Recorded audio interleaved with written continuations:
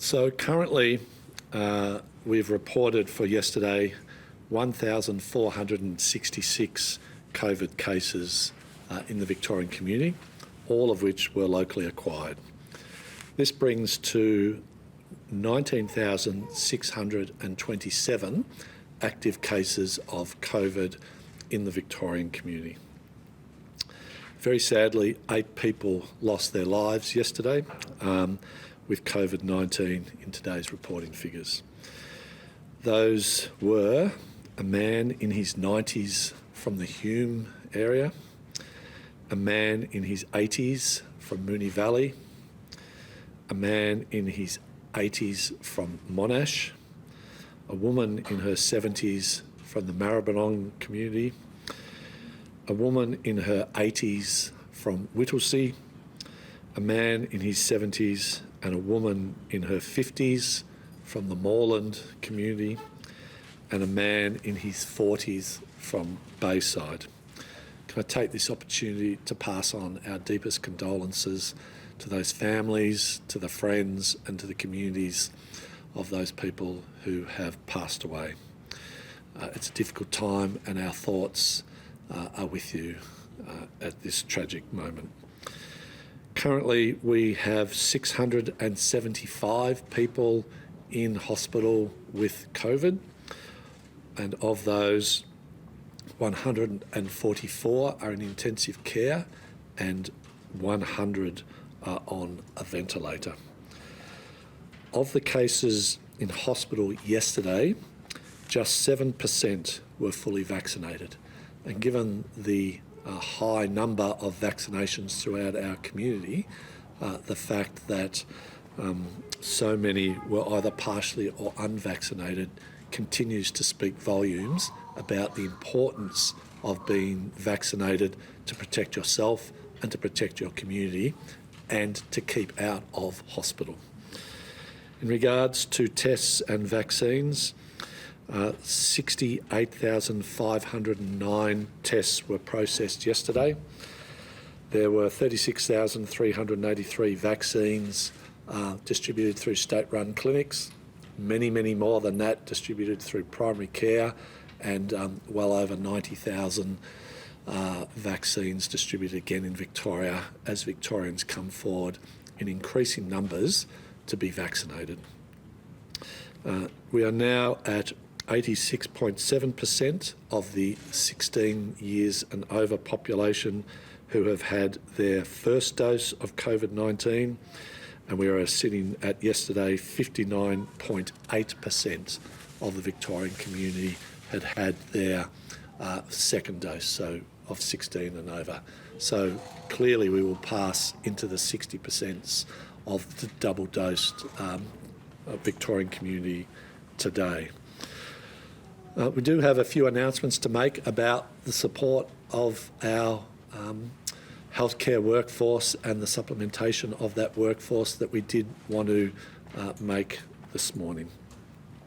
We know that the next few months, as Victoria opens, are going to be incredibly challenging and difficult for our nurses, our midwives, our doctors, our paramedics, and in fact all of our healthcare workforce. We will see demand and challenges that our healthcare workforce has never seen before. As Victorians get back to the things they really want to do in a safe way, we will also be placing immense pressure on our healthcare workforce as they continue to care for a record number of patients in our hospitals and in our ambulance services.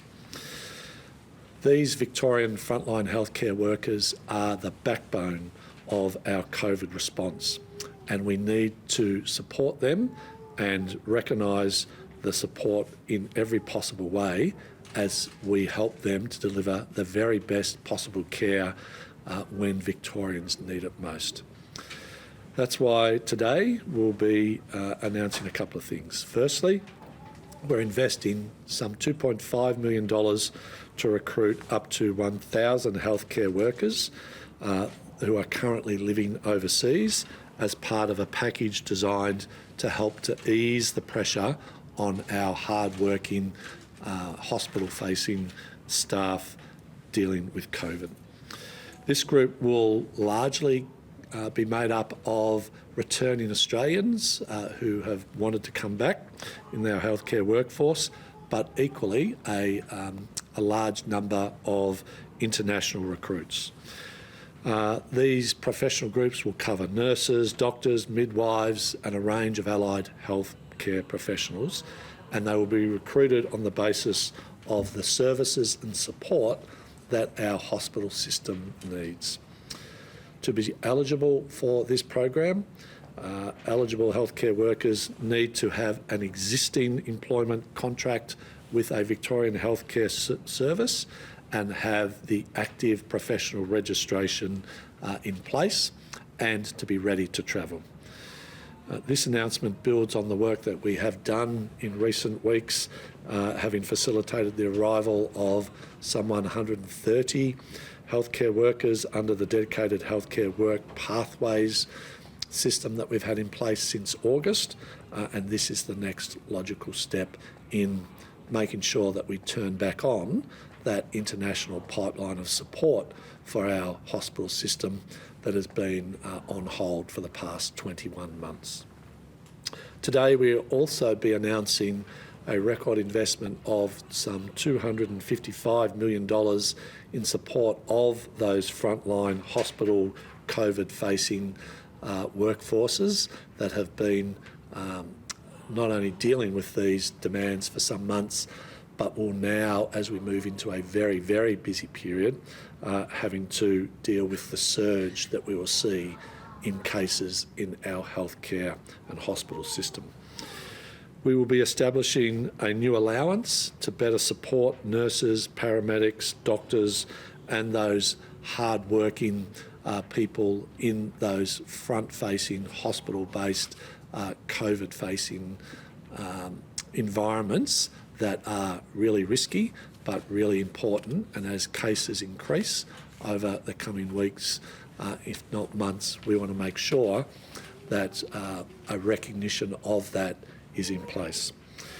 So really, this unprecedented investment directly into those frontline carers and workforce healthcare professionals is in response to the unprecedented times that we're in.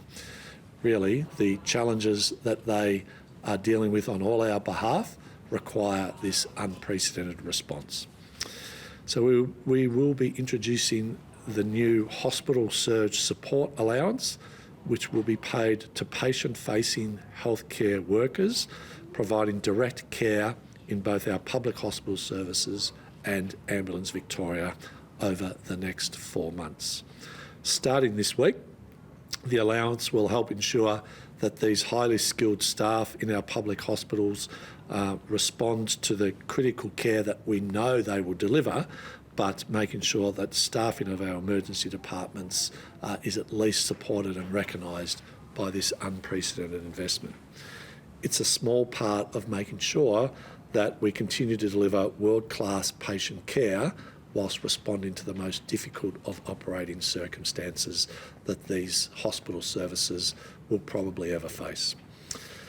Workers in these roles will be eligible for a tiered allowance up to $60 per shift, and we see that as continuing on till the 10th of February 2022. What I might do now is perhaps invite some of our international newly arrived workforce to come forward and speak about their circumstances, how they've relocated from overseas to come and work in our frontline healthcare services. These are very talented, very skilled, hard-working doctors with us today. Firstly, we'll hear from Dr. Marcel Jagger, an anaesthetist, and Dr. Charlotte Jagger, who have relocated very recently with their family from South Africa. And then we'll hear from Dr. Laura Carter, who has recently come over from the United Kingdom. So if I could perhaps ask the Jaggers to come forward. Thank you.